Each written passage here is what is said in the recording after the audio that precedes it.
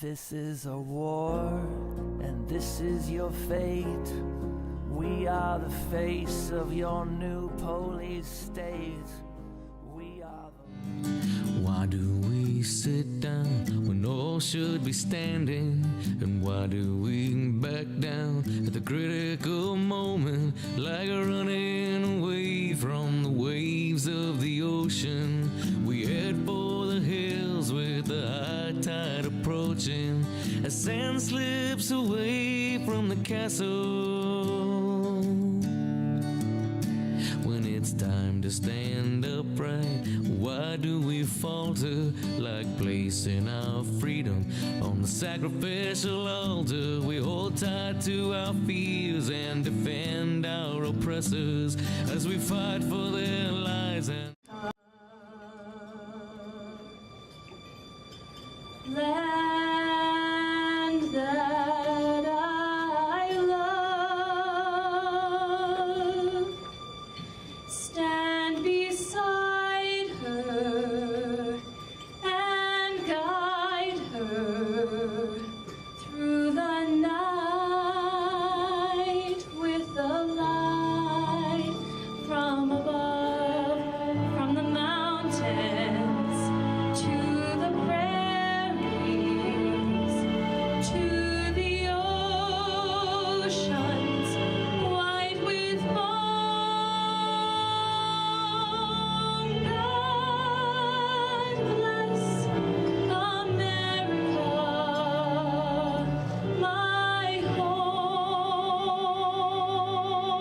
sweet home.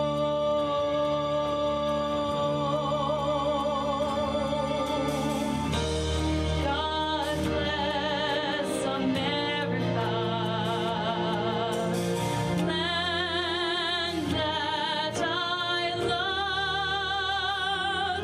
Stand beside her and guide her through the night with the light from above, from the mountains to the prairies, to the oceans white with foam. God bless America, my home, sweet home. From the mountains to the prairies, to the oceans white with foam.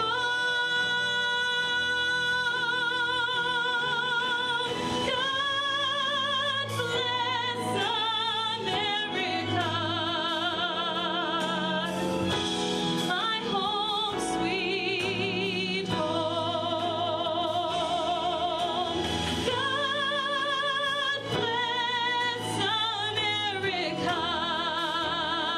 God bless America.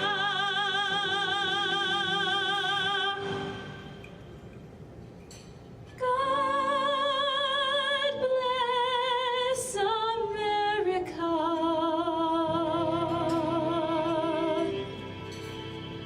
my home, sweet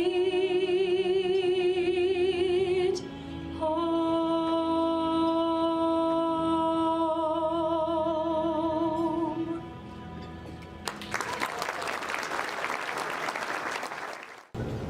Let me repeat. Soaring consumer and business optimism, a tax overhaul to promote growth and job creation, the slashing and burning of burdensome government regulations, a record number of key judicial appointments, the near destruction of ISIS, the possibility of talks to denuclearize, I tried to pronounce it properly that time, North Korea, and the reassertion of American strength and leadership abroad. 7 short months away. The midterm elections, 7 short months away. Now, I'll tell you what my Democratic friends in the media, and the pundits, and the experts in Washington and New York and Los Angeles are saying. I tell you what they think is coming in 7 short months. They think it's going to be a big blue tsunami, right? That's what they think. They're convinced of it. They don't just think it. It's what sustains them. It's what allows them to get up and breathe in the morning. And they're frothing. Can I say that? I guess I can. They're frothing in a good way, in a civil way, over the expectation that they'll take back the House, maybe even the Senate.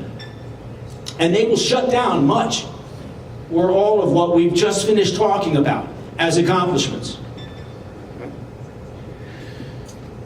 So in 7 months' time, all 435 seats in the House are on the ballot.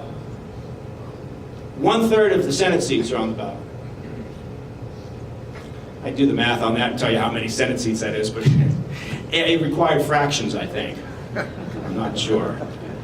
And here's where history isn't necessarily on our side. Since the end of World War II, the party in control of the White House has, on average, had a net loss of 26 House seats in the midterm elections. 26, on average. How many do you think the Democrats need to have? What's their net gain number in order to retake the House in November? 24. They need to win 2 seats in the Senate to take control.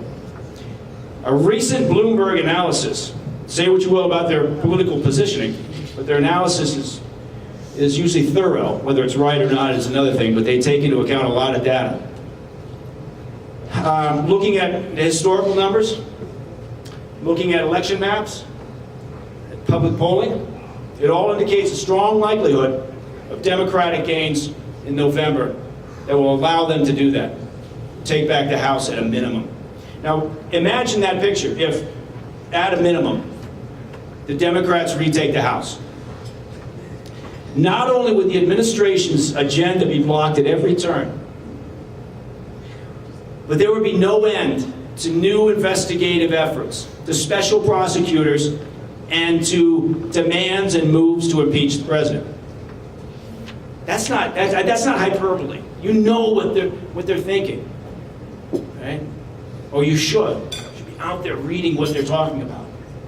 It's amazing. I read one piece. I was talking to Emily about this on the way up. I read a piece in the Sunday Review, New York Times, just about a week and a half ago, where the writer, a very respected thinker on the left, I don't know what you have to be a respected thinker on the left, but he's a very respected thinker. And he basically wrote that, well, what happens if that blue wave doesn't happen? What happens if we don't get the victories, the gains that we expect? And his theory was that, well, that means that the Russians are still meddling. Yeah. It's not their fault. It's not the lack of truth in their policies and their agenda. It must be the Russians, right? And then he basically implied that, well, so we can't be responsible if we don't win big. We can't be responsible for what happens next, which is an implied threat. But you have to understand what they're thinking. And they're thinking right now that come November, it's all changing. But we can't take it for granted. Ensuring our strength, our financial health, and freedoms and liberties takes vision. It takes a belief in the strength and individual responsibility and character of people. And that right there, that is our Republican advantage.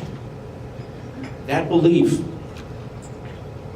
in the character, the individual responsibility, and the strength of people. Because the Democrats believe in the strength of government. And they believe in the power of regulation and the need to oversee and manage a population that they spend their time dividing and slicing and dicing and splintering for their own political gain. At the end of the day, Democrats lack faith in the ability of each person, regardless of their race or their background or belief. They lack faith in the ability of each person to reach their potential without the help of big government. Lincoln knew better. Lincoln knew better. He said, give people the real facts and they can meet any challenge. And he's right. So your job, our job over the next 7 months, is to help spread the word, to help motivate, to give people the real facts. If we do that, if we all participate, and come November, I suspect we'll be able to keep moving this country in the right direction.